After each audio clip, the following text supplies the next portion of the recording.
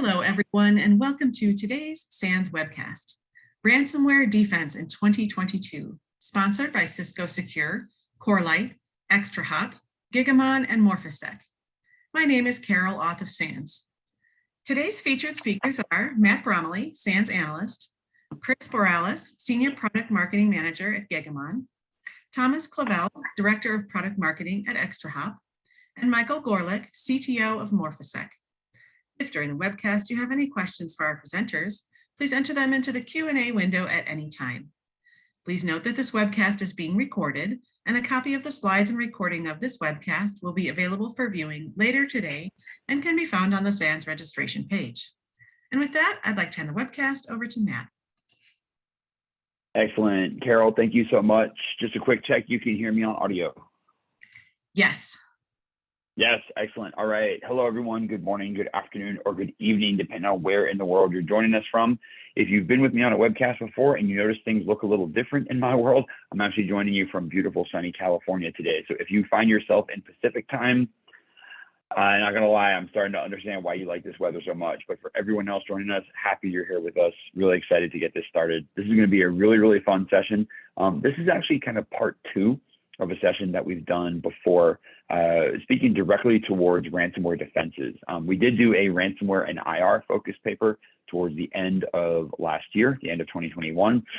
In that paper, we wanted to spend some time talking about the different trends that we're seeing from adversaries, different types of defenses and things along those lines. In this one, we kind of continued that a little bit forward. We're talking about some of the trends that are still there, as well as continuing to talk about things that we're seeing from threat actors and what to look for next. So this is our SANS 2022 Ransomware Defense Report. I'm not going to make any promises, but this may just be part 1 of a multi-part series, depending on how the year goes for us. We're obviously seeing a lot of tumultuous times when it comes to the cyber threat landscape, which is one way I'll phrase that. But a huge thanks. Alec just threw a link into the chat for us. And I want to let everyone know that the paper is available for download. You're more than welcome. We highly encourage you to check that out, and please read through that. The way that today's webcast is going to work is going to be a little bit different from kind of our normal webcast. We've got about a next 25 minutes or so is going to be me talking about the report and what we published. And I'll be the first to say this is not a conclusive multi-100-page look at the state of all ransomware operations right now.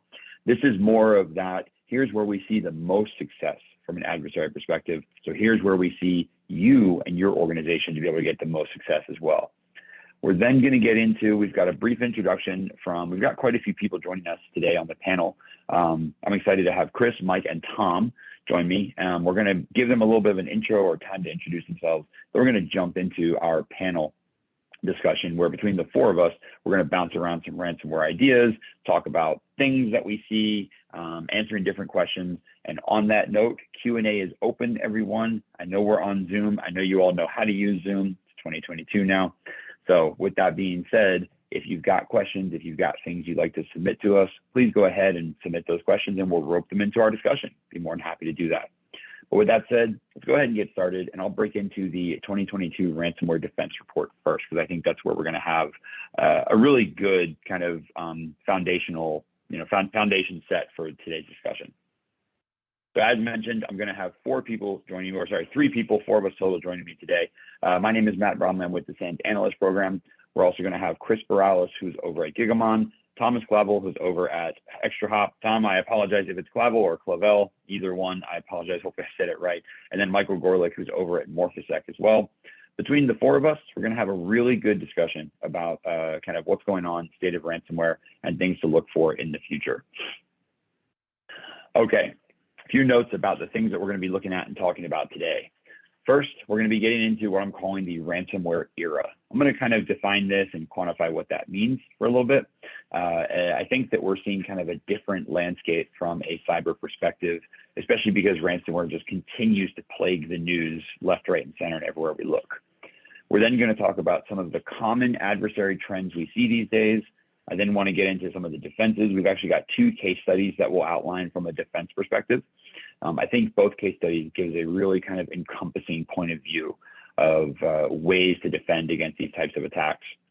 And then we're going to get into our introductions. I'm going to bring Chris, Mike, and Tom on board. And then we're going to get into our panel discussion for the latter portion of today's webcast. All right. And with that said, we'll go ahead and get started in ransomware. Let me see here. Okay, the ransomware era. This I wanted to make more of a discussion before we start to get into some of our defenses and our trends. There we go. Perfect. So before we do that, when I say ransomware era, I really want to take a look back at the past, maybe 5, 6, 7 years of what we've seen on the ransomware side of things, the ransomware perspective. I feel like a few years ago, and I've said this on multiple webcasts before, in the event that we had a ransomware incident, when this first came about, 2014, 2015, ransoms were very, very low monetary figures, number one. And number two, they were more like nuisance attacks than anything else. I do know some smaller businesses who couldn't really afford those smaller ransom payments and unfortunately got stuck with kind of not having access to critical systems, not being able to kind of recover from not having access to something, versus now where we've got educated threat actors who are very aware of their victim environments. They are knowledgeable, and we're going to talk about this as some of our trends as well. Not only that, but they've also got the ability to really negotiate and move the negotiations past simply demands for money, but more into those extortion, shaming, and whatnot phases where organizations unfortunately get put in a really tough position from a media perspective, from a monetary and stock perspective. And that's obviously something that we kind of, don't want to see happen. But we've got adversaries who push us towards those places. So that's kind of, maybe point number one about this being the ransomware era. Point number two of this being the ransomware era just happens to be the sheer prevalence of these attacks that are out there. If you think back, maybe 10 years ago, which I'll happily, lazily call the heyday of APT or something like that, the biggest issues we had to deal with were things like cyber espionage, theft of IP theft, big financial crimes. If anyone remembers 2013, 14, 15, 16, 17, those were like the really big credit card theft days, pushed the entire industry towards those encrypted PIN pads, tap payments. Like we see these waves and forces come through, and that's not to say that any of them have gone. I think we still see a healthy amount of state espionage out there. There's still a lot of financial fraud out there as well. Take a look at some of the big cryptocurrency hacks that take place. But I think we've just seen this kind of shift into the one that everyone talks about these days is ransomware. And what I mean by that is we've got boards who base their decisions and base their implementations based off of ransomware. They buy insurance policies to defend against ransomware, things like that. There's lots of different changes that have occurred and have really kind of pushed the needle towards other places. And I think that's where ransomware has become that like staple type of attack that we just have to deal with for a while. I'm hoping it will start to fade away, but I've said it before and I'll say it again, as long as we continue to see this be a multi-billion-dollar industry, which it is, we're going to continue to see the effects of it and the impact of it on cyber as well. The third point that I'll make about this being the ransomware era, if you will, is the speed with which attacks take place.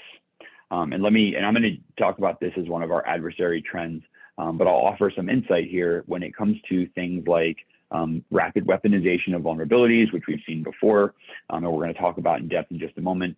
And when you really take that kind of mean time to ransomware deployment, and what I mean by that, and I'm going to use this discussion to kind of segue into one of the adversary trends that I know about.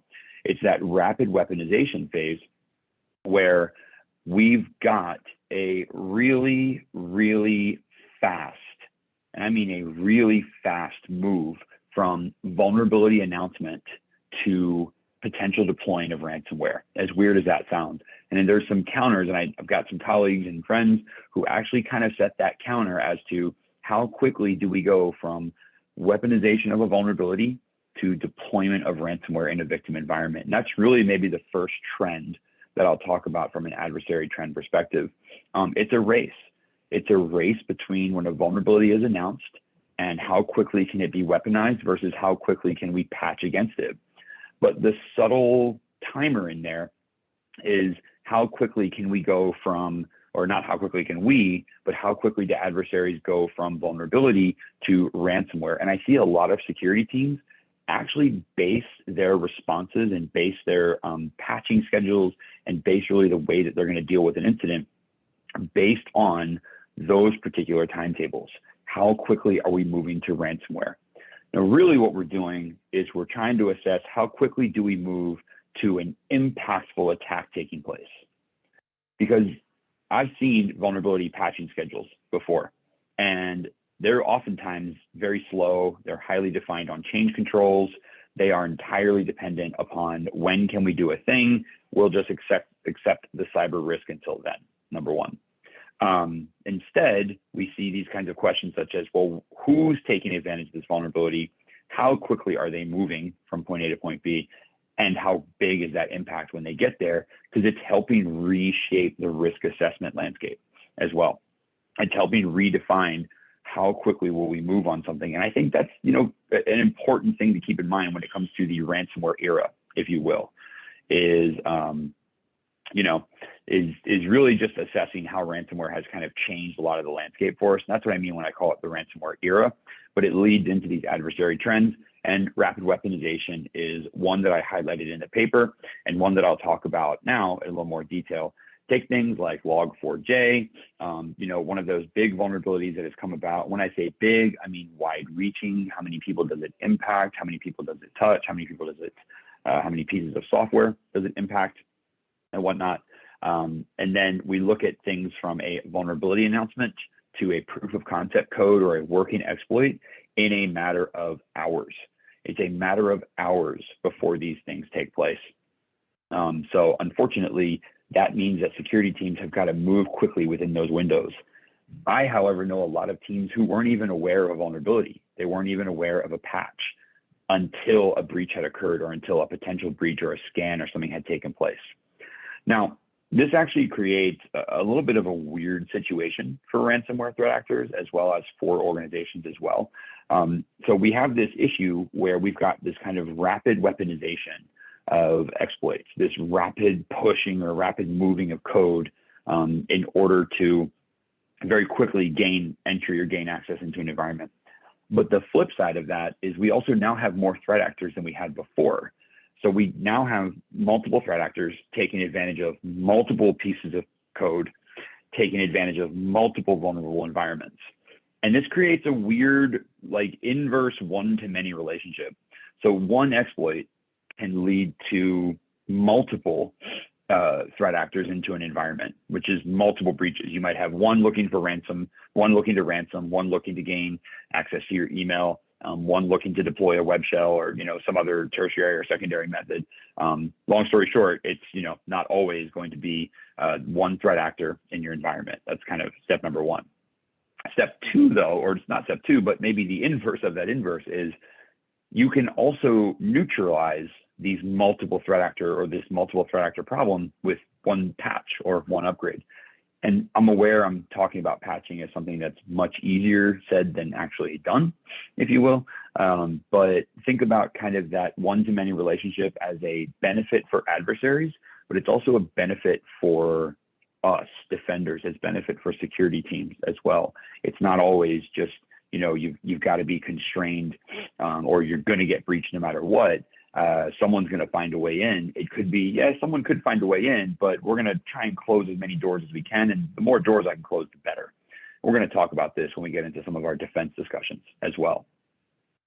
The next trend that I want to make sure we discuss is one that I think is probably the scariest of all for organizations who just aren't prepared or aren't ready for this. And this is where adversaries really know their victims. They know the victims that they're going after. They know the victim environments, and they do their homework, as weird as that sounds. And I hate to say this, but there's times where I've worked breaches where adversaries know more than the folks on the other side of the environment do. I've of course seen the opposite, where ransomware authors have said, hey, we've breached your environment. Someone's come back and said, no, you definitely have not. In fact, I personally had data locked up in one incident where an adversary said XYZ, and we said, no, you only have half of X, we promise. But the flip side is, a lot of organizations just, not only are they not prepared for a cyber attack, they're not prepared for the impact of, we know more about your environment than you do. We also know more about you than you thought we would. And this, I think, goes back to that trend of, it kind of used to be this high level board discussion / nuisance thing / we'll just buy an insurance policy to make this go away. We'll check that box and be done, as opposed to in the thick of a breach, the thick of it, you're dealing really with a knowledgeable adversary, which is never fun. The case study I like to use for this one, this is a publicly known thing, so it's not, I'm not releasing any private details here. It was Broward County Public Schools in Florida. I believe this was around this time or about maybe mid-year last year, 2021. The school district got locked up and they demanded a $40 million ransom. Now, on the surface, if any of us, I think, were to look at this and say, wow, 40 million from a school district, like, what are they imagining? We got political issues with getting free lunches approved, and now we got folks asking for $40 million in ransom. Until it was kind of publicly announced and the adversaries came out and said, look, we've studied your financials. A, we locked them up, and B, it's public. We know this is only 1% of your budget. And the thing I find interesting about this is, very rarely do cyber threat actors not, unless they're in there for IP theft or unless they're in there for espionage and things like that. I tend to think that most research, when we think of research of a victim, we think of kind of scanning the internal network, understanding the internal assets, identifying systems, so on and so forth. There's another level of sophistication, and that's not a compliment to adversaries. This is a warning for those who are unprepared for attacks. There's another level of sophistication when your adversary comes to the negotiation table and says, look, I know how much your budget is. I know how much money you have. I know, what was surplus last year versus what's not. And then let me take that to the next level. And when an adversary says, hey, before we locked up your financial servers or your financial file servers, we took a look at some spreadsheets. We know you have cash reserves of XYZ. Take that to kind of the ultimate step of adversaries really doing their research and saying, you're telling me you can't pay this, but I know you have that. Tell you what, I will cut you a deal and I'll take half of this instead of that. Or, there is a really scary comparison between having access to sensitive documents and then then using those against you at the same time. And I think, we're starting to see that knowledge of victims and using that in tactics and negotiation skills as an adversary benefit. The other kind of underlying subtlety that I'll drop here is, and we will talk about ransomware as a service in just a few moments, but when it comes to things like ransomware being a multi-billion-dollar business, I think adversaries have learned, hey, we need to get some negotiators in here, for lack of a better term. We'll hold out. We'll make a demand of $1 million. We'll hold out for a week or two if it means we get 200K. We'll hold out for 100K because the money doesn't cost us anything. I ransom your environment. All we're doing now is exchanging chat messages until I get what I want. So they'll continue to kind of hang on to that because they know that if I start high, I'm bound to get something in the lower side. And then they've created this weird psychological thing of, well, you got a deal because I asked for 40 and you paid me 10, but I still made 10 million for nothing. So once you get into that multi-billion-dollar business stage, you're going to start to see advancements in the way that business is conducted. But getting down to the knowledge of victims, I think this requires adversaries to have two things. They need to understand the kind of perimeter / attack surface of their victims because that's their way in. We will talk about, like I said, ransomware as a service and ransomware brokers in just a moment. But, if I was on the defense side of things and I know my adversary comes to the table a kind of knowledgeable negotiator, then I would use that to my advantage. And I would say, cool, I need to know as much about my attack surface, as much about my perimeter, my external facing devices as I possibly can.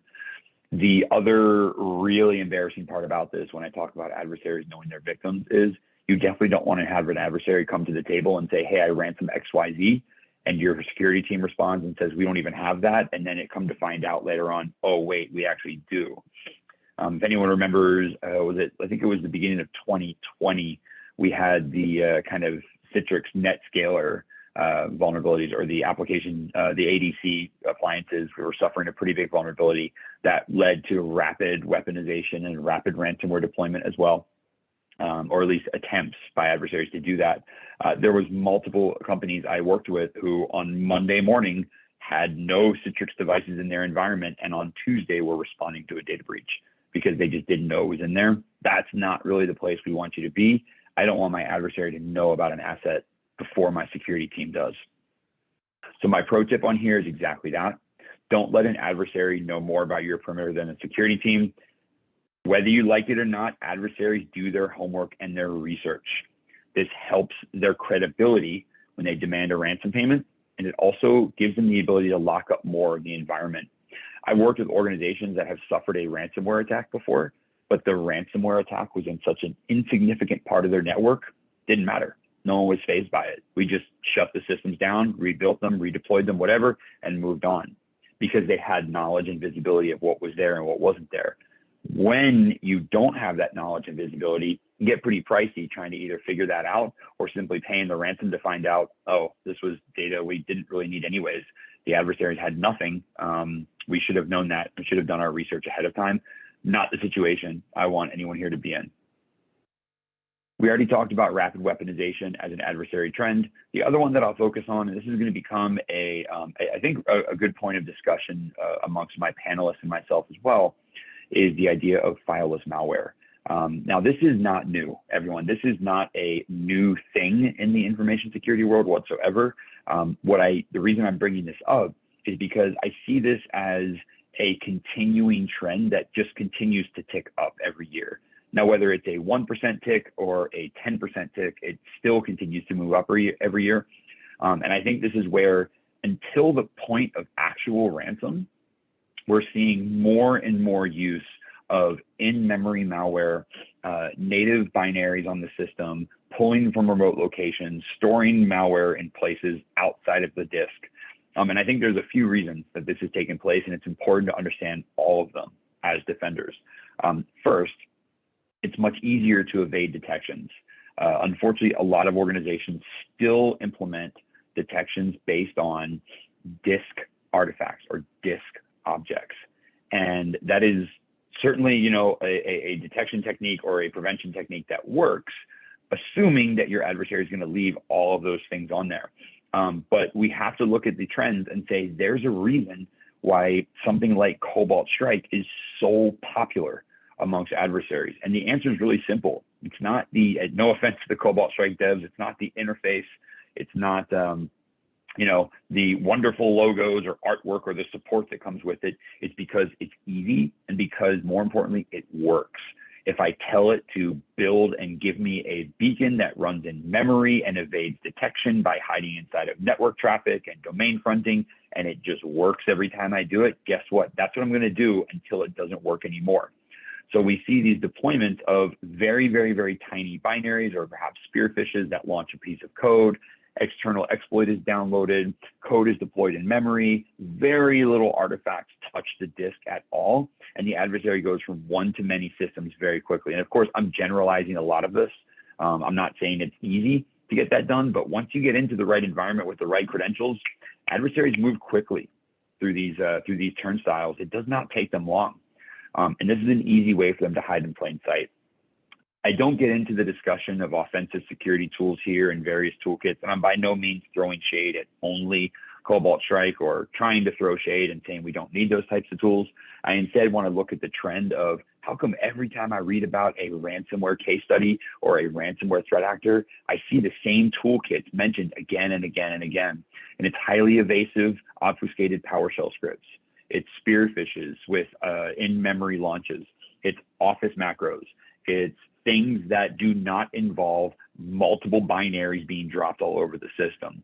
It's use of native SMB. It's use of stolen credentials to take advantage of Windows binaries. It's various techniques that abuse Windows executables to download a file so I don't have to roll my own downloader when I get into the environment.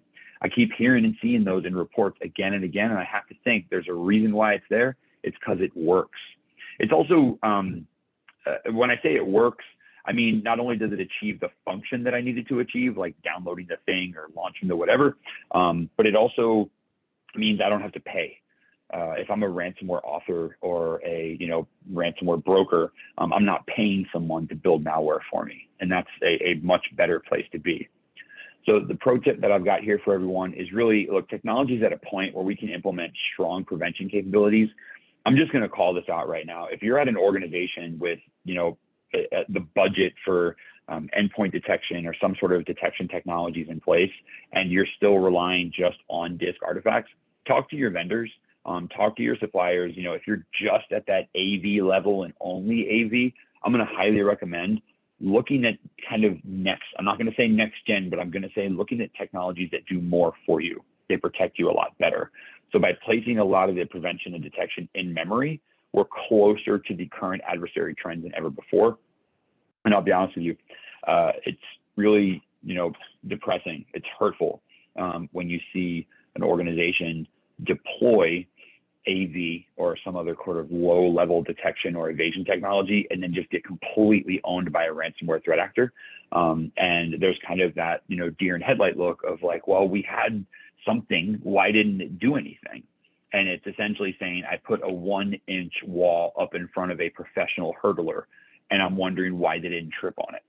Does that mean they can never trip on it? No, but the chances of them doing so is very, very, very low. So, also take a look at higher levels of fidelity for detection, and look for opportunities you can to defeat those adversaries that can kind of snake their way through. Talk to your vendors about, how do you handle the abuse of native Windows system binaries? How do you handle things like, evasion of network detection and things like that? And really look at kind of what you need in order to defend against these types of attacks. Now, I will add in here, because the next thing we're going to talk about is going to be automation. When it comes to things like fileless malware and blocking against adversary TTPs, there is a plus. There is a win for organizations here. There is a win for your security team, which is, while this presentation is focused on just ransomware, these are not the only threat actors that utilize these. So if I'm asking you to consider maybe looking at better endpoint defenses or better better detection and prevention capabilities, I just want you protected against threats. Ransomware is a subset of those threats. It's a big subset, but it's just part of them. It's not all of them. The last and final trend that we'll look into before we get into some of our case studies is going to be that of increased automation. This is one where I think we have a crossover between highly skilled adversaries from an infrastructure perspective, as well as the ransomware as a service and ransomware brokers that we see as well. And we, quite frankly, see levels of automation that exceed a lot of their victims. I've read about, investigated, and worked on cases that involve adversaries that are more automated than multi-billion-dollar organizations are.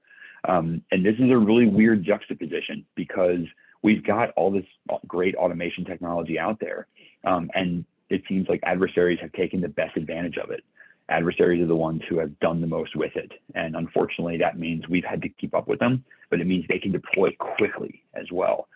There's a great blog post. I think when we get to some of the introductions from Chris, Mike, and Tom, I'll throw a link into the chat for everyone. There's a great blog post out there on the d4report.com that talks about going from 0 to domain admin in a matter of hours, I believe. And you can just see in between the lines how the adversaries were just ready to go every step of the way.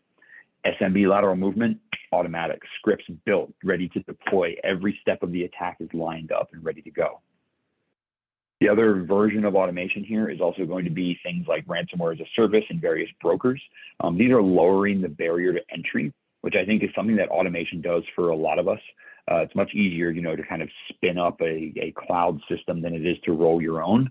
Adversaries get the same benefits here. It's much easier to buy access to an environment, or have a middle person sit between you and your victim to help facilitate and negotiate that, because they're better negotiators or they have a better reputation. Or maybe it's easier to simply say, you know what, I want to launch a ransomware attack against this organization, but I don't have any ransom malware. I don't have any ransomware itself, and I'm not really too skilled at how to do this, but I know I want to make some money and I think I've got a good target here. I can outsource and buy all of those and still take a cut. And I mean, if I'm sitting there and I don't have $100,000, and then in a week I do have $100,000, that's going to be a profitable model until we can find a way to put an end to it. So we want to make sure we kind of cut that time in half. My pro tip for everyone here from a security perspective, counter automation with automation. This can be done at multiple levels. It can be done at that perimeter / attack surface detection and knowledge and awareness. It can be done with visibility. It can be done with asset insight. It can be done with prevention and detection. It can be done from response perspectives, playbooks, really all the way from the front end of the cyber kill chain to the end of the cyber kill chain, or the incident response, 6-step incident response process. Look for as many steps of automation as you can in there. And as I've said before on multiple webcasts, and I'll say it again here as well, folks, when I say automation, I don't mean replacing a human being. I mean making human being jobs easier. If I have a high fidelity source of information that comes in, like an Intel feed or something, and that Intel feed is reputed beyond doubt as a great feed, then I should not have a human implementing those blocks when they come in. I already have the trust in place. Drop those blocks in at the network level quickly. Rely on automation the best that you can. Now, with that said, let's take a look at a couple of case studies I've got lined up here. Apologies, panel. I'm going to go through these case studies, and then I will bring you all on to introduce yourselves and then kind of get into our next level of discussion here. But that said, so first thing to be aware of is I've got 2 case studies lined up. These are in the paper as well. So I'm going to kind of look through them quickly. There's a lot of text in here. I don't want to read everything out to y'all. Instead, I want to kind of get you thinking about ways that I can implement defenses at each stage of an attack. So I've got a really high level attack here drawn out. This one starts with, this is our first case study, and it's remote access abuse. And this is where I've got essentially a remote access server facing the internet, used legitimately by an IT admin to do their thing as time goes on. This is pretty common, especially given the landscape we've seen over the past couple of years. And we see access like this sold off to plenty of ransomware adversaries out there as well. And my adversary can quickly, as you can see between steps 1 and step 2, can quickly pivot to look like a legitimate admin, gain secured access into my organization, and move around until they find a way to communicate back via their own C2 or their own implant. The kicker here is I've also got multiple stages of mitigation. So taking a look at where my triangles lay out, A, B, and C, well, my first mitigation is going to be at the perimeter. Can I disable remote access and simply just turn it off as much as I would like to? Unfortunately not. But what I can do instead is I can look for ways to implement stronger authentication. Perhaps I can throw VPNs, multi-factor auth, or a zero trust architecture in there to block out some of the, or limit user access to give them only what they should have access to, as opposed to single factor auth with access to everything. RDP facing the internet with vulnerable services on it. Things like TeamViewer, LogMe, and whatnot running as highly vulnerable services. Don't want to be there at all. We get more into the internal side, and of course, a lot of this is just kind of that defense in depth approach. We get in the internal side, hopping between a edge into the perimeter is something that should always have its own layer of protection.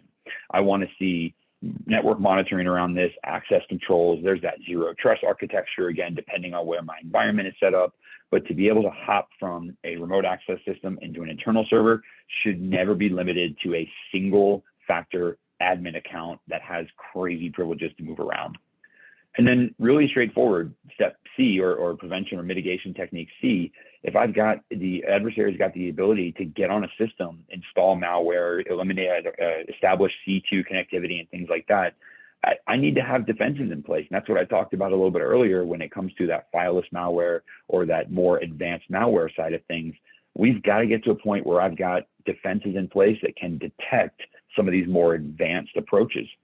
And I'm using the air quotes here because if I go to certain folks in information security and I say, hey, isn't PowerShell scripts and fileless malware an advanced topic? They'd laugh in my face and I'd be out the door. But if I go to a lot of folks in the industry and I say, aren't PowerShell scripts and fileless malware advanced? They'd come back and say, we don't even have a way to defend against those. That disconnect, we've got to fix. And we've got to start a technology to fix that because not every, but a lot of times folks in information security read about the way a breach occurred, and that typical blaming, naming, and shaming part comes out where we say, how could someone fall for that thing? And my response to a lot of folks these days is, well, if it's so easy, then you go defend against it, right? You go build the kill switch for all of this, because sitting and saying, how could someone get through with something so easy? It's really easy to blame until you're in that hot seat and you've got to respond to it. We're not here to empower adversaries. We're here to empower defenders. The next case study I'll look at, this is one that focuses more on living off the land binaries. Again, I kept it really high level, really abstracted in this point, but what I want to do is highlight an adversary who works their way into an organization, not from the external side, but more from some sort of an exploit or a malware drop, like an SMB phish or a drive-by or something like that. Sorry, not SMB phish, a spear phish. And then with that spear phish, they're able to move around the environment entirely off of built-in protocols, stolen credentials, and living off the land binaries, meaning they don't need to bring a single piece of malware in after that spear phish takes place.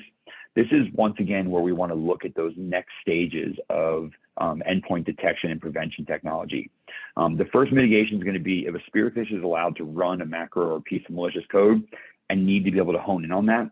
But after that stage, after that exploit hits the system, we then need to focus our defenses on detecting anomalies inside of the environment, detecting anomalies at the system level, malicious use of binaries, abuse of living off the land binaries or LOL bins, if you will. We also need to be able to look at the network level. Is it normal for this type of SMB activity to take place? Is it normal for one account to be spidering out through multiple systems? Is this normal? Is it expected, or is it not? There's lots of really noisy things that adversaries do. And one thing I did not mention, but I was waiting till now, is when you get a highly automated adversary like we've seen, automation means they can move quickly, but it also means they move with signatures, meaning they move with predictable behavior. And I can write detections for those. And last but not least, outbound C2 comms, at some point in time, the adversary's got to break out of the environmental norms. There's often distinct patterns here, things that we can use to detect them. Blending into normal traffic is not as easy as it used to be because unfortunately malware leaves really well-known signatures.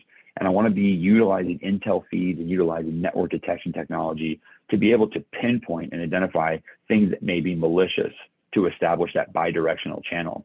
If you look at this diagram, that spear phish is an adversary's way in.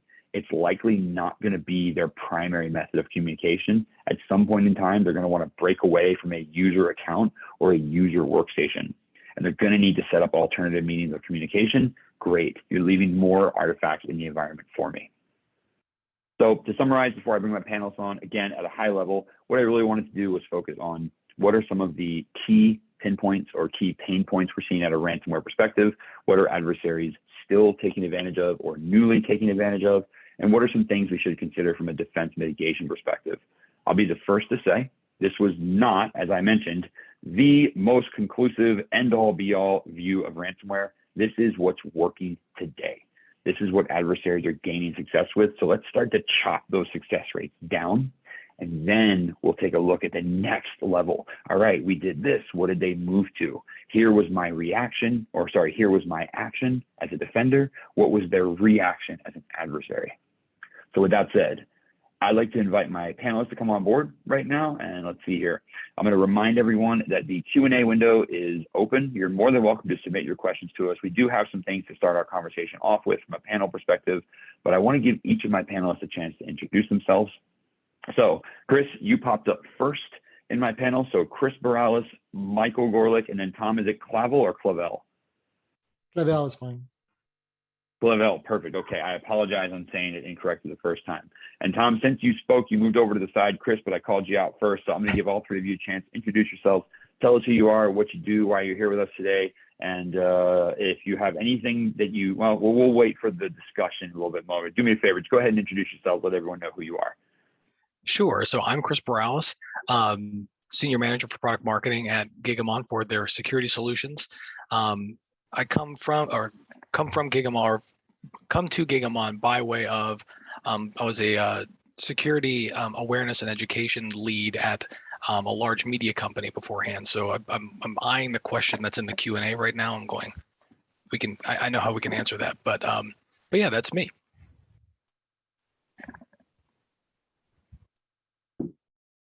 Hi. Awesome. Okay, Tom, you're next. So I'm next. So I'm Tom Clavel, and I'm Director of Product Marketing at ExtraHop, and I have about 20 years of experience in security, actually. I used to work at Gigamon. It's a great company. And so I'm coming with the perspective of the very large security organizations. such as Cisco and a few others, AWS and others, and smaller organizations. So I'm happy to jump in on this discussion about ransomware.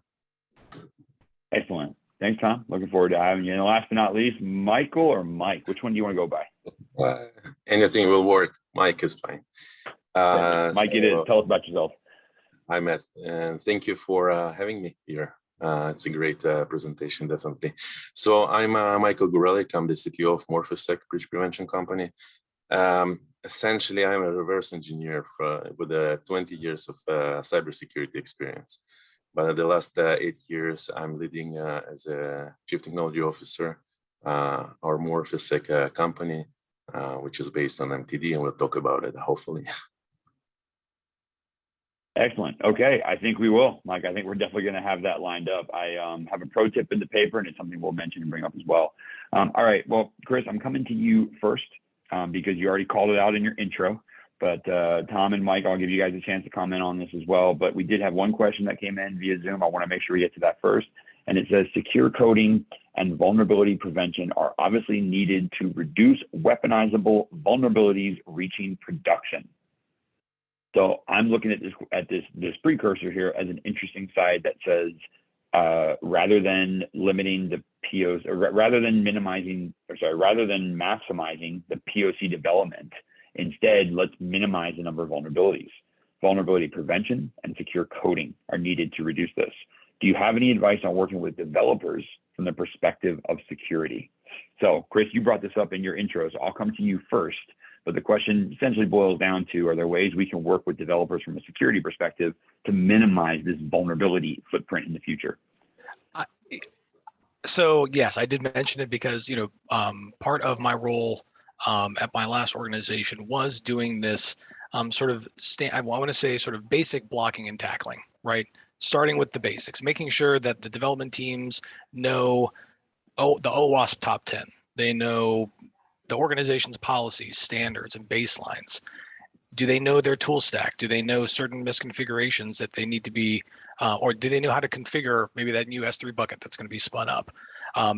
But it all sort of boils down to, like I said, that basic blocking and tackling. It's very much policies, standards, and baselines. I think we can kind of boil it down to that. There are a lot of training tools out there that sort of help provide secure, sort of a secure coding practice, but it varies so much by organization. It's really hard to sort of standardize that in a commercially available tool. But yeah, I think it really does start with the basics there.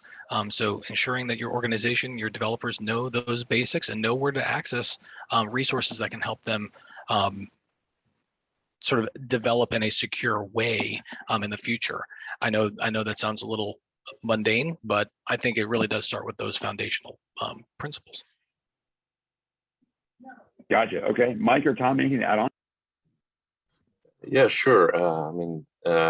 Code security and code is one of the first principle you would learn also as a CISO or CSSP. It's a basic principle. OWASP, Chris mentioned OWASP. Obviously, knowing how to write code securely is very important. Nevertheless, there will be always developers that will write fast and quick to provide the functionality. In today's world, it's more and more applications, more and more functionality, more and more usability. So developers with the quick CI/CD are moving to production quicker than ever before. So I suspect that attack surface will always be there. Obviously, there are the education parts and the training, but there is some acceptance that vulnerability will be there. So what can you do? Yeah, valid point. Very, very valid point. That's a good perspective, Mike. I think just commenting that. Tom, I want to get your take on this too. But yeah, I think both of you had offered kind of this good opinion on. I don't know. I really view this as kind of this battle between devs and security that's going to be there for a long time. And I think there are some approaches we're taking. Tom, anything you got to add on there? Yes, absolutely. So I thought that Chris and Michael made very good points about securing the code and having all the basics up and the basic hygiene including.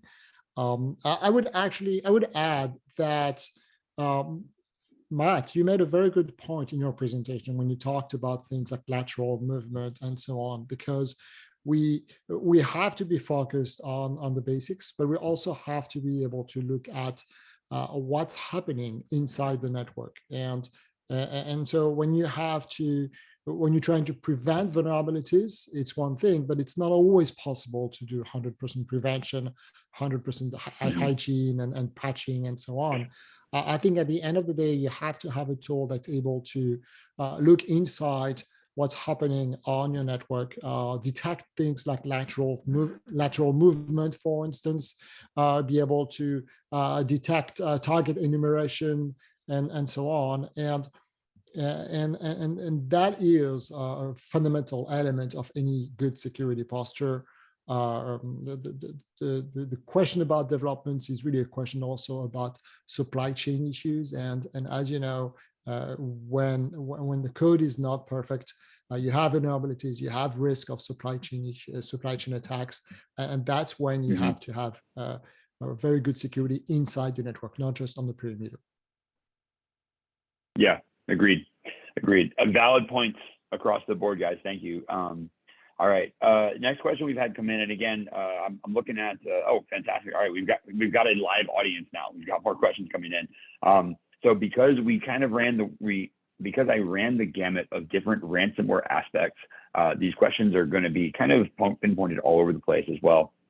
So one that's just come in are talking about C2 communications and looking for.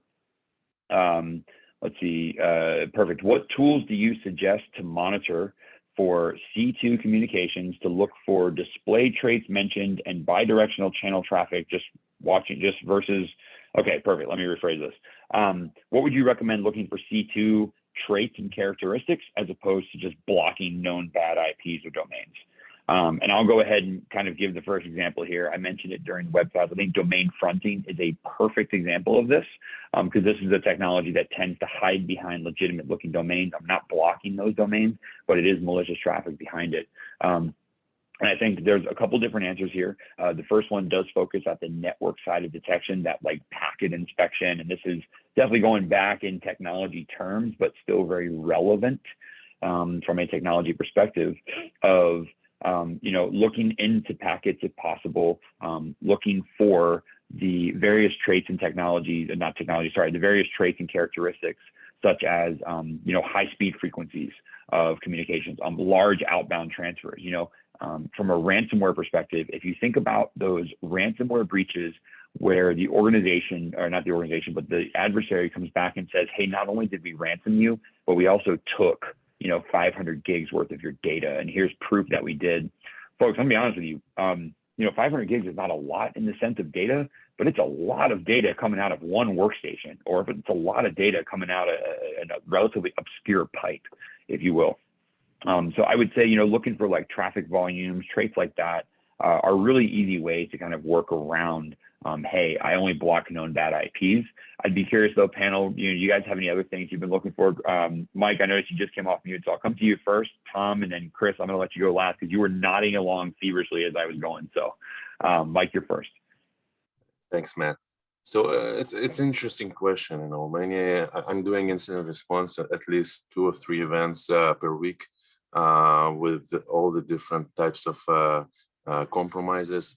I find many attackers are compromising and doing C2 communications from already compromised sites. So you may compromise one customer and then get to the other one, or customer, target, victim, and jumping from one victim to another. So it's really difficult today, basically block based on IP, though it's possible, obviously dependent on the maturity of the attacker. There are ways to block, for example, COBOL communications based on headers, etc. And as you mentioned, they are hiding under HTTPS and other communication, which have, try to filter those out. You will damage the usability of your organization. So obviously there are the difficulties. Obviously, it is better to prevent the attack earlier on. By different means, whether it's deception, moving target defense, or even attack surface reduction. Now, we find in many of the incidents, attackers are hijacking some server that has outbound communication, right? So they, as you mentioned, they exfiltrate the information, they do whatever. But we find in many cases, there is no need for outbound communication to be even open from those servers. And if you want those updates, you can do the right work, hardening your environment, do the right updates for your servers without opening outbound to the whole world. So there are ways to reduce the attack surface and handle this even before. But when a real attacker really want to get out and your environment is not hardened enough, it will be really difficult to just identify based on network communication. Agreed. Agreed. Very good point to add on to that. I think, yeah, well said, Mike. Well said. I think understanding that, adversaries, there's also, it's important to understand, and Tom, hopefully I'm not going to step on too much of what you've got to say, but along with some of the technologies we talked about, adversaries also tend to face that path of least resistance. And believe it or not, they'll go over plain text protocols if they can. And there's a lot of malware still in 2022 that deploys with HTTP comms built in. Folks, that's plain text. I'll go back, a year and some change in time. If everyone remembers that, big SolarWinds breach took over the news for a long time. Folks, C2 stage 1 was DNF on that one, right? So to say that it's always going to be hidden inside of things that's hard to see is definitely not going to always be true. So look for, unique detection opportunities there. Tom, what do you got to add on from a kind of, how do we go beyond just blocking IPs from a network perspective? Absolutely. So there's a couple of things, and I think it's going to touch to a few things that you mentioned in your presentation, Matt. First of all, everybody is familiar with the defender's dilemma, which states that when the adversary is attacking your network, they have the advantage because they can choose how, when, where they're gonna attack, and they're going to repeat this again and again until they are successful. But then once they are post-compromise, once they're inside your network, at a state that we call the mid game, then they have to be very discreet, because until they have the entire exploit executed, they are vulnerable. And that's where you have the advantage. That's where you can block them. So what they do is that they're going to exploit common traffic, and especially encrypted traffic, SMBv3, MSRPC, and so on.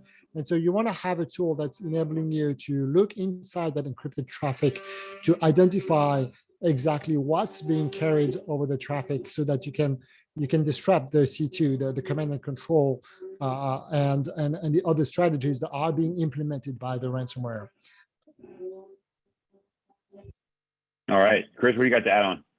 So I think Tom and I, regarding SSL or being able to decrypt that encrypted traffic, we're on the same page there for sure. You need a tool that's going to be able to do that.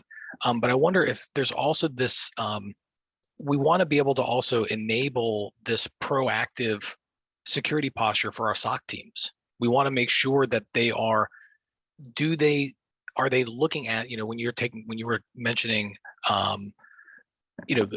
packet inspection, are they taking a look at potential malicious traffic on the network? Are they in a position to do that with the tools, with the tools that they have in their stack? They need to be able to be sort of enabled to do that proactive, to have that proactive security, to be able to hunt for those threats, and they need tools to be able to do that. So regardless of whether or not, the initial question, regarding looking at C2, if they're looking at command control and they're looking for, sort of these initial breadcrumbs of potential malicious traffic that things that look anomalous. If you have a SOC team that's focused on proactively looking for those anomalies, as opposed to looking for a real alert per se, but something that might be, this is potentially risky, we need to be looking more into that. They need to have that hypothesis, or they need to be able to test that hypothesis, sort of in a scientific way. But they need to be able to have that. They need to be enabled to do that proactive hunting on the network. I think that's a key point there. Gotcha. Excellent. Valid points, panel. I think these are perhaps some of the most important questions too that come through. I'm going to rope this into another question we've got lined up. And those of you asking questions, I see you. If it feels like I'm getting out of place, I'm trying to go in chronological order, but also I'm trying to rope things in, as best as possible as well. And there was a question that came in, and I think it's kind of on the lines of kind of detecting that advanced technology to detect C2s and kind of that next stage of network comms. And the question was, what automated response actions would you recommend to implement on various stages of ransomware attack? So team, panel, I'll give you all a moment to think about this. Chris, I'm going to ask you to just keep your mic on. I'm going to come to you first on this one. And then we'll go Tom and then Mike to give you all a approach on that. But I'll happily start the answer so you can think this one through. So from an automation perspective, I dropped a line in there, which was like, hey, you can automate too. And I make it sound like it's really, really easy for an organization to do. But the first note I drop is one I did mention, find that high source of fidelity that you can, whether it's a threat intel feed, if it's, kind of custom environment-based detections or something like that, where, the statistical percentage of me responding to this incorrectly, if you will, is very low. And what I mean by that, I'll give this case study. If someone comes through and says, I'm going to send you a list of, IP addresses or C2 profiles or network traffic indicators or something, or endpoint indicators that are really, really high fidelity, I'm going to lean on that confidence level. I'm just going to say, you know what, just block, right? And I'm not going to not vet, but I'm going to vet with a little bit of admitted bias. If I've got a person who never lies, after a long-term relationship, I'm going to start to be like, okay, perfect. Let's hope this person's never lied to me again. I'm getting way off topic here, but the point being, rely on the fidelity, number one. Also rely on things custom to your environment as well. Meaning if someone comes down and gives us a piece of intel that says, hey, you are in the manufacturing industry, and here's intel about a target targeting the manufacturing industry, or a adversary targeting the manufacturing industry, and 4 and 5 of your peers have been hit by this thing. And, the defenses you have in place are the things they like to topple over. Right? If all the statistics are leaning towards, wow, I'm a really easy target, that might cause me to ratchet up the automation a little bit, and instead say, you know what, I would rather we prevent a ransomware attack than I, accidentally let something through. That's never a situation or a position we want to be in. So I might, depending on knowledge of the threat actor, but I will say, regardless, knowledge of the threat actor is going to have to be an important step to all of this, because that's the thing that tells me what I'm looking out for. Now, before I hand it over, Chris, I'm going to ask you to go first. But before I do this, Mike, I know you wanted to talk. When you answer this, I'd like you to also take a chance to talk about kind of that moving target defense as well, because I know that's something that you're well versed in. And I think that also aligns with, do we need to focus so much on response, or can we move back towards prevention a little bit? Because if I can prevent more, then I can respond less. All right. Now, panel, if you guys, I'm sorry, I'm front loading all of this for you three. After we answer this question, I want to move to the next one we have in line, which talks about the response side. So let's happily talk about response actions, a little bit of prevention, and then we're going to get down into the whole, like, no, you've been ransomed, here's what to do next phase. All right. So mentally getting you ready for what's coming on here, but let's go ahead. Chris, I'll let you come off mute and I'll let you answer this one first, and then we'll go kind of in that Tom, Mike order, and then we'll head to the next one. So are we still answering the question regarding automated responses? Yes, sir. Automated response actions. Chris, I'm blending these together. I'm giving you a chance to mentally think about, okay, hold on, how can I rope these in? Because I feel like our attendees are asking a lot of the same stuff, which is, how can I respond to this better?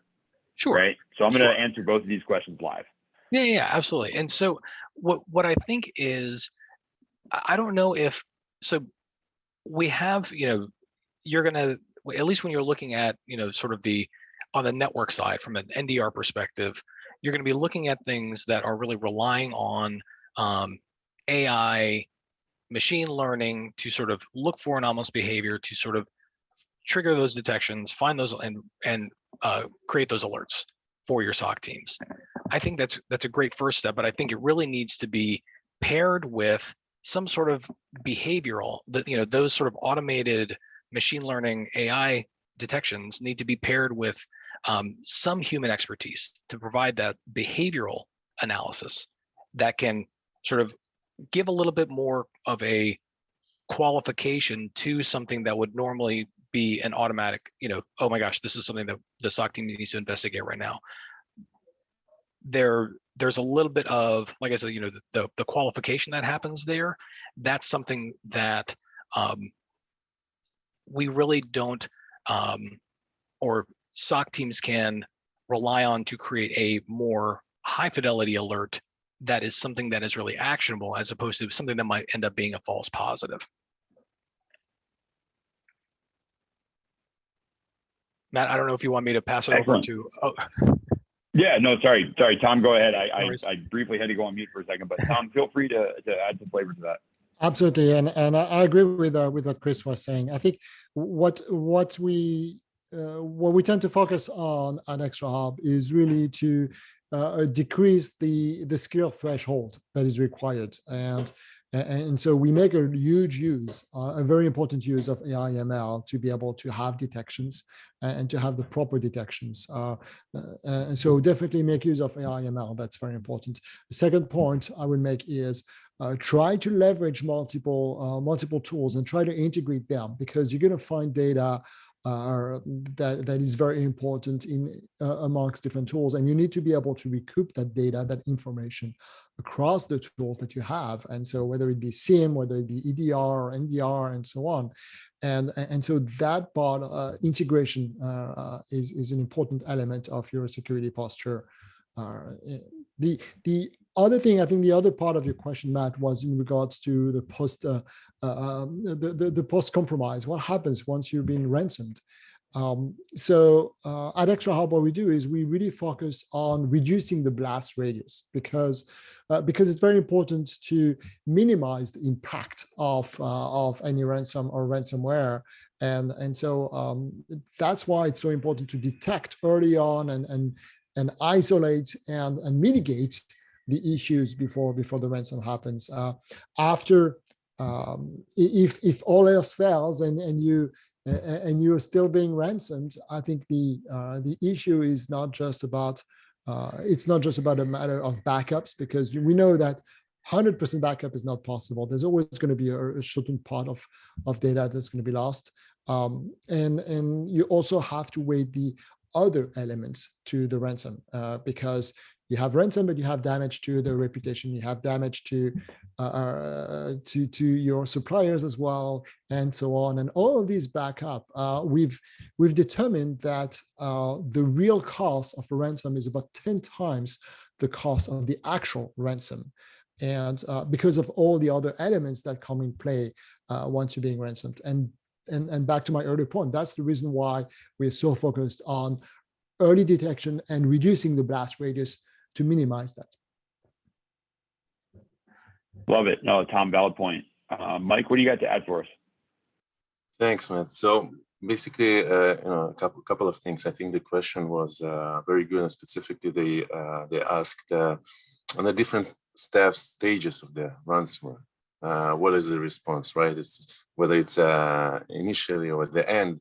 And I think it was a good point by Tom talking about deep depth defense and multiple solutions to really provide a good security posture. So if I just a second think about the attack chain or the ransomware in a whole, starting from as you mentioned in the different scenarios, starting from the phishing or credential theft or whatever, and getting essentially to execute these backdoors, and then going through the lateral movement, eventually exfiltration and ransomware, and then all the stuff of backups. So essentially, as you suggested, there are automatic playbooks of response, and using IOCs for the credential stuff, isolation, containment, automatic containment. If you identify some kind of indications of anomalies, you know your environment better, as Matthew mentioned.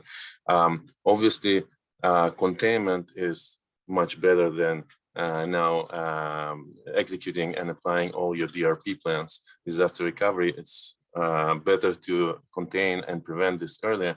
And here, basically, where we play well, moving target defenses is something that makes the attack surface unpredictable, but basically dynamic. And this is what we do. We shuffle and change how the endpoint landscape or attack surface looks like. And therefore, we succeed to contain the attack before it executed, actually on the stages of the backdoor and even earlier. No one is foolproof. No one is 100%. So we need deep depth defense all across.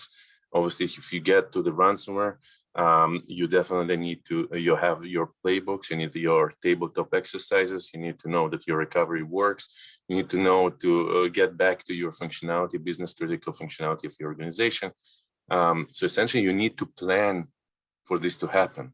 There are different studies that say in Canada, more than 60-something% have been attacked at least once by ransomware during the year. It's crazy, right? So essentially, you need to be ready with all the different steps. And obviously, containment of the event earlier on, it's better than responding it on a later stage. Yeah, these are all valid points. Chris and Tom, I'm not sure if you have anything you want to add on to what Mike was saying. I know that some other questions we've had come in talk kind of about the preparation of dealing with attacks, responding to attacks, things like that. And I think, I think we're kind of answering a lot of those questions as we work our way through this as well, which is good. A really valid point is to kind of approach that. How do we deal with this from the varying sliding scales of response capabilities, right? There is that kind of question of, hey, if I get breached and this occurs, what do I do with it? Versus kind of, Mike, I think where you're trying to slide that scale up a little bit more towards, no, let's try and get ahead of it. And I think all of us are saying, that the more we can implement those preventative measures, whether it's a business strategy / process and policy, or whether it's technology that's helping us with that. I think, we're all moving in the same direction, which is a very, very valuable step to be in. Let's talk a little bit about adversaries. There's another question that's come in, and just kind of to repeat the pattern from before. Chris, I'll come to you first on this one. But there's a question that's been, how has the shift to from an adversary perspective, we're seeing these, and I talked about this briefly, these trends in extortion, where we're not just seeing kind of those single notes anymore. It's now advanced to, really more advanced. I know my victim, I know their environment. Not only that, but I'm going to publicly name and shame them. I've got, sites that we put stuff up. We're going to release little pieces of data and things like that. How do we think, or how do you, panel, think that double, triple extortion threat has affected kind of the ransomware issue? So Chris, I'll come to you first. And then again, just because we'll repeat from before, Chris, Tom, and then Mike, I'll finish with you on this one. And then we might be close to the end of today's webcast, guys. But so I want to make sure I give you all time to do a little bit of outro as well. So Chris, go ahead. Sure. So, how have the ransomware actors shifted? How they're shifting to this extortion model where, I know during your part of the session, you asked about, is ransomware going to go away? And we hope so, but they're really building this whole, there's a business model around it, and it's only getting more lucrative. So I don't think that, with this increase in double, triple extortion, they're able to find new and unique and creative ways to just turn those screws a little more in those potential victims. There's a a storage provider recently that was compromised, and what happened was the initial ransomware attack wasn't on the storage provider. It was actually on the customers of the storage provider, and like you said, they were named and shamed. Every one of these customers got an email that said, "This is not any fault of your own. The security vendor that you chose to, go with your storage had lax security, and now your storage, or now all of your assets are being ransomed. Pay us 0.3 Bitcoin or whatever it was."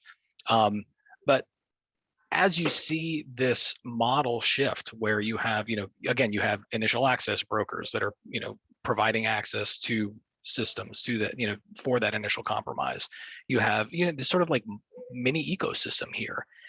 I hate to say that it's only going to get worse. But I have a feeling like they're just going to keep coming up with new ways to make money because it's so financially, it is so financially advantageous for them. And yeah, it's a it just lucrative industry. Yeah, we just need to be more diligent about it, from a on the security side. Agreed. Tom or Mike, anything to add? Yeah, I think to Chris's point, I don't think it's going to go away. But the thing is, it's always going to evolve. What this has changed concretely is that in doing this double take, of exfiltrating the data and using it against the victim if they don't pay the ransom, I think they've done this to increase their propensity of success. But it really shifted two things. First of all, there's a stronger emphasis in prevention, in blocking the ransomware. That has become much more important than before, whereas in the past, people would think, well, I'm just going to pay the ransom and it's going to go over. And but the reality is that once the data is out there, there's always a risk, and there's always a chance the data can be used against you, and even when you pay the ransom. And so that has shifted the importance of protection against ransomware. That's for sure. The second element is that it's also enabled the ransomware to go after bigger and larger targets. And whereas we would see before the ransomware go after smaller organizations, non-security mature organizations. Now those ransomware have adopted advanced threat, APT, advanced persistent threat tactics, and so that's the reason why they're exfiltrating the data, and that's why they're going after the larger organizations. So it's made the ransomware problem even bigger and even more important to go after and control. Agreed. Mike, anything to add? And this might be our final comment of the day. Yeah, thanks. I'll try to mention two things. Obviously, I agree with Chris and Tom. There's major advances. Attackers are advancing much quicker than many of the defenders. Though there are existing technologies, and people need to understand and work on a deep dive defense approach, as I mentioned before. Nevertheless, it's important to mention, at least my personal opinion, with today's political landscape change, the war in Ukraine and everything, I suspect that this year will be crazy and unpredictable. I believe that during the short time, more of healthcare and government, sectors will be attacked, where it hurts for the people. For the long run, with the isolation of Russia and the change in landscape, I believe any businesses will be attacked and because of the currency of Bitcoin and the need of people there to gain money. Anyone with a weak security posture will be attacked. You cannot say you are not being attacked. You are maybe too rich or too poor or whatever. Everyone will be attacked, and you need to prepare right now. For the long run, it will. My personal prediction, it will be crazy, I would say.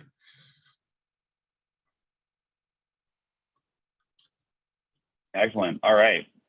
Well, thank you so much, to everyone. I think that might be all the time we have for today. I'm looking at the clock, looking at the questions lined up, and I think unfortunately we're probably at the end of it. So, Carol, I'm going to hand it over to you to take us off. But before I do, Tom, Chris, Mike, I appreciate you giving me a chance to join you today. Appreciate you having me on and having this really interesting discussion. I think this is going to be a very impactful presentation for a while to come. So on behalf of all of us, thank you all very much. Appreciate it. Thanks for joining us. To everyone in the community, thank you for joining us as well. We had quite a few people hang on for quite a while today. So as always, pleasure bringing this content to you, pleasure being able to work through this, and really looking forward to kind of seeing some of these trends decline in the future. I hope. I'd really love to see adversaries not have so much success in the future. With that said, Carol, I'll let you take us home, but thanks again, everyone, for joining us today. Always a pleasure to be here with the SANS community. All right. Thank you so much, Matt, Chris, Tom, and Michael, for your great presentation. And to Cisco Secure, CoreLight, ExtraHop, Gigamon, and Morphosec for sponsoring this webcast, which helps bring this content to the SANS community. To our audience, we greatly appreciate you listening in. For a schedule of all upcoming and archived SANS webcasts, including this one, please visit sans.org/webcasts. Until next time, take care, and we hope to have you back again for the next SANS webcast.